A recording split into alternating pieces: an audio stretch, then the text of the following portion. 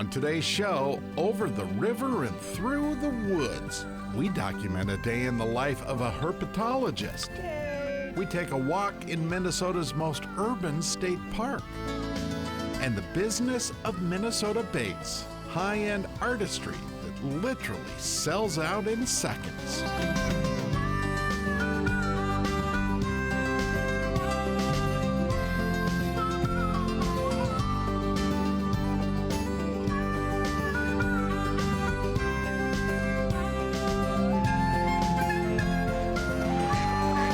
Minnesota Bound, presented by Connecticut Water Treatment Systems. Hey everybody, Laura, Millie, and I welcome you to another edition of Minnesota Bound. Up first, one of the fastest stories around, tracking turtles of all things. Yeah, sounds simple enough, right? Until Ron Schera tried to keep up with researcher Carol Hall. The hunt is on. So these are what the bigger ones look like, yeah. In search of a turtle. It's easier said than done. Okay. Ask Carol Hall, a veteran turtle hunter. She's the biological survey herpetologist for the Minnesota DNR. In other words, if it's cold and slow, Carol knows how to track it. There are 9 turtles at the site. We'll see how many we find today. These are our VHF transmitters. These are the small transmitters that we put on our turtles. Puts out a signal to our receivers that we pick up, and then we can track our turtle.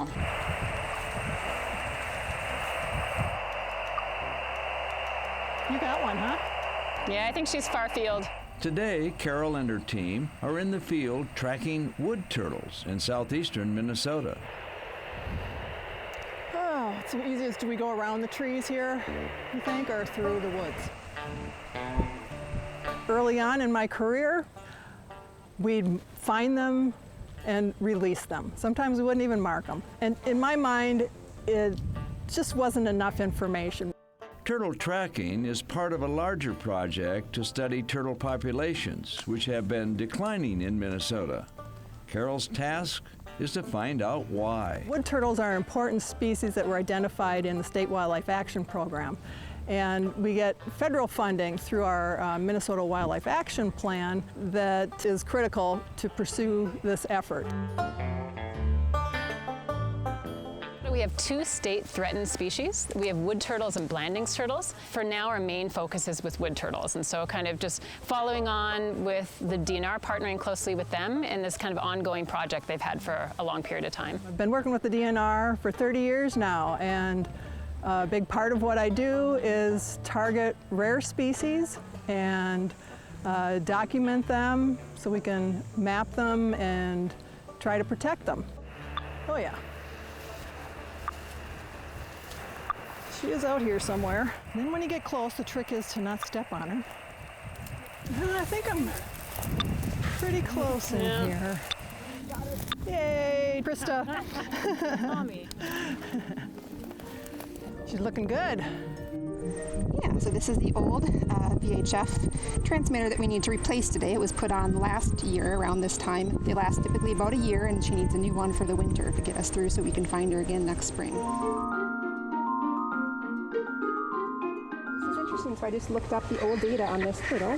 She was first caught in 2003, and she was already 20 plus at that point. So now, 18 years later, she's at least 38 years old, and she weighed 1025 back originally. So she's only 25 grams heavier right now than she was back almost 20 years ago. She did have a full tail back in 2003. Oh, she did. So interesting.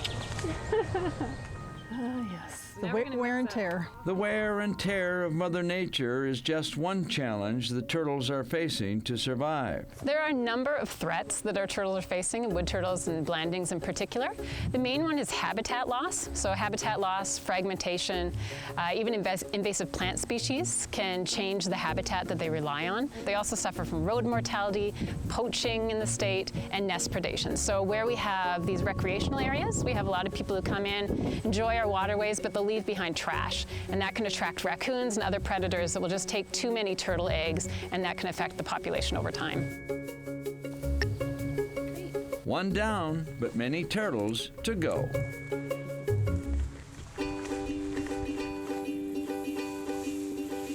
So if we want to have really clean water in Minnesota, we want to have a lot of turtles, and wood turtles play part of that role.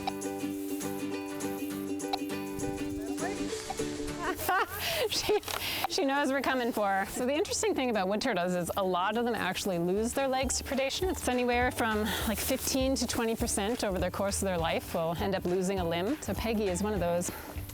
And she's a very old girl. We think this is probably our oldest turtle. So what will it take to protect and restore these turtles? Get landowner buy-in on these efforts, because it's going to take citizens, landowners along the river, to really fully protect these populations. Yay! There you are. Healthy turtles equals a healthy environment. And so the turtle tracking goes on.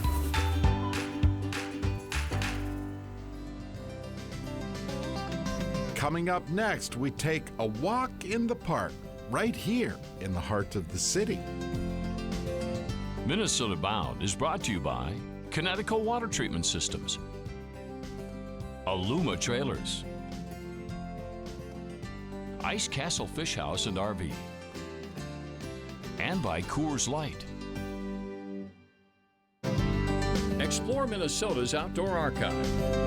Uncover and discover your story through the Minnesota Historical Society.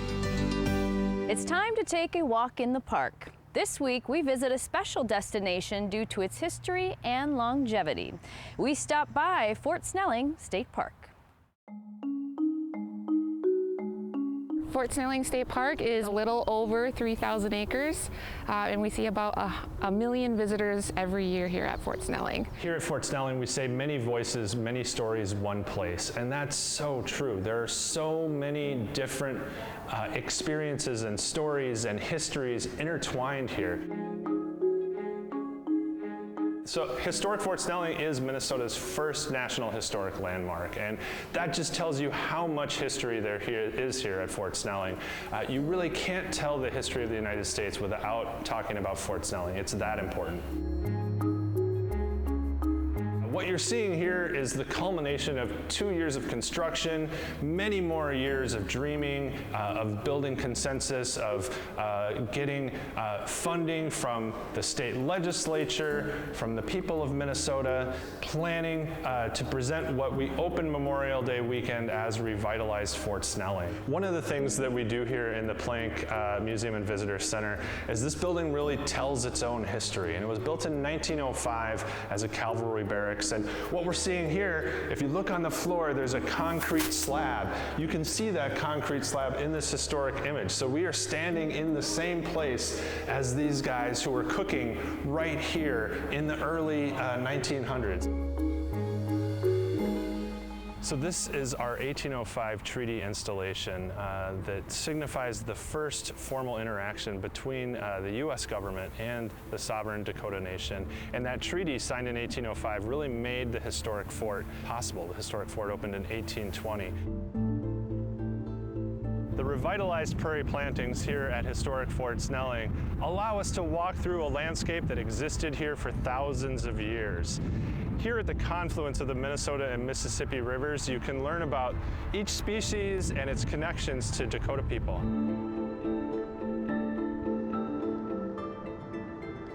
We are standing on the original historic round tower in the historic fort. It's a great place, and you can come back in time. And as you look around the views here, you know, we can see the High Bridge, we can see Highway 5 and modern life happening all around. But inside the walls of the fort, you can really experience history as it was.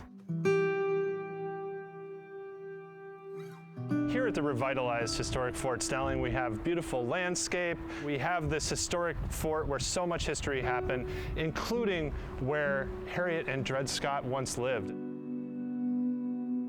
We are in the Scott's family quarters. This is where the enslaved family of Dred and Harriet Scott and their two girls, while they were here, would have lived. I find the Scotts immensely interesting because without their landmark court decision in the Scott versus Sanford's case, where the court basically decided that no, they were not worthy, I guess, of their freedom, we wouldn't really have the civil rights that we know today. Hundreds of thousands of people passed through Fort Snelling over 10,000 years. And you can't tell just one of those stories. The story is all of them together. And this is an incredibly sad place. It's also an incredibly heroic place.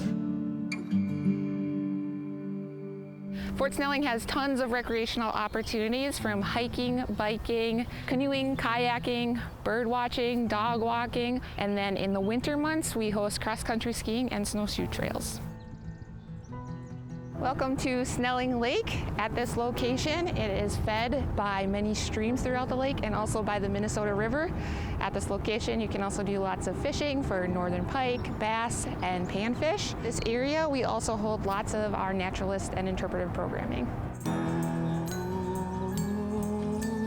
Welcome to the end of Pike Island, which is the confluence of the Minnesota River and the Mississippi River. This area is also known as Badote, which is the joining of two rivers. This area is called the center of the universe, or the birthplace of the creation story for the Dakota people. The Dakota people were here long before European settlers, so coming out here, it gives you a sense of serenity and a chance to just really enjoy the peacefulness. What I love about Fort Snelling is people from outstate and in-state love to come and explore Fort Snelling because of the urban location, but also just that it's a quiet park in the middle of a busy and active metropolitan area. We want to commemorate, we want to celebrate, we want to confront that history and think about what happened here and how it affects our lives today. Closed captioning provided by Star Bank.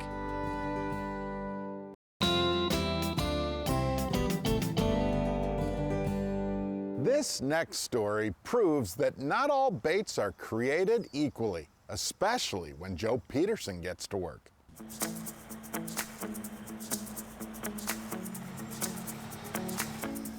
Call it a Minnesota revival, deep in the belly of a 128-year-old St. Paul factory. So this is actually a shape I'm making for my Swedish clients. It's called the smolt. Joe Peterson grinds away his time. We found this huge, massive, 3 city block long old canning factory. So we moved all of our stuff here, and here we are. Joe shares a wood shop with buddy Duff Thury. We just make a similar product. Duff works full-time building musky baits. Joe carves out time for more of a hobby after work sort of thing. For sure, his hobby turned into a true Minnesota outdoor art. I make TrueGlide fishing lures, so I make fishing lures only. I make rubber lures, make wood lures, almost all cedar, all handmade by me. I make everything from scratch. So pretty much everything that we have here right now is 100% handmade, and it's by one guy. It's by me.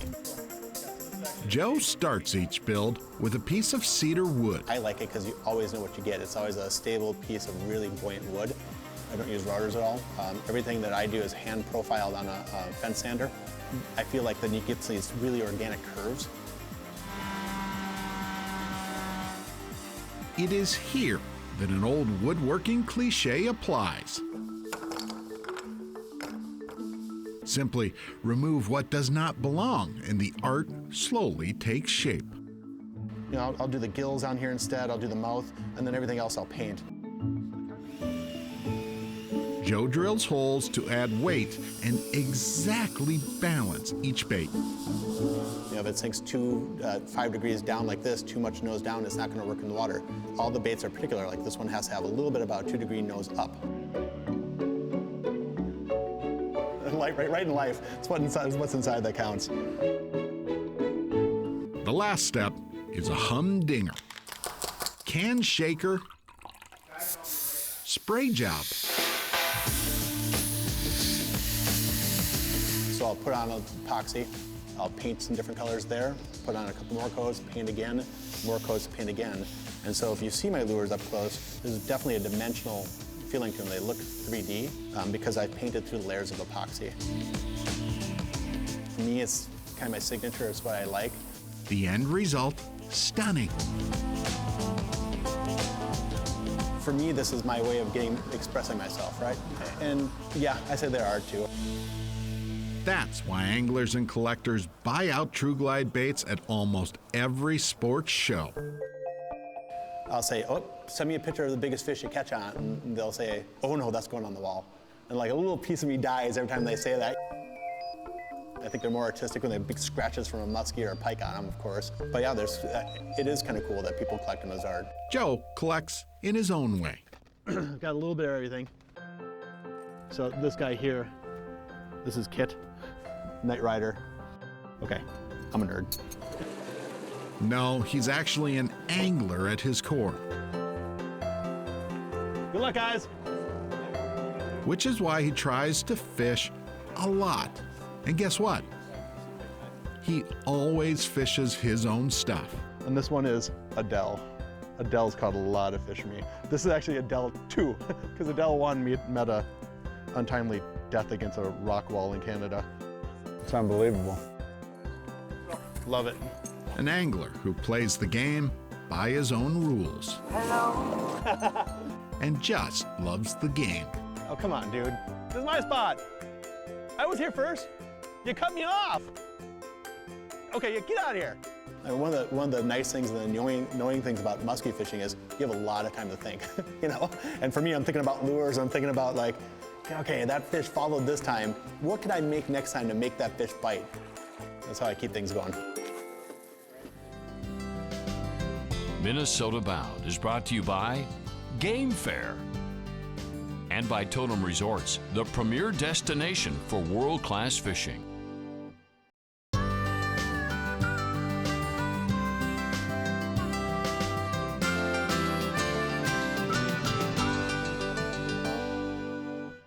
Today's Minnesota Bound Classic takes us back 18 years to a day on the water. Yeah, to the day Ron Shera met volunteers helping to clean up one of our busiest lakes.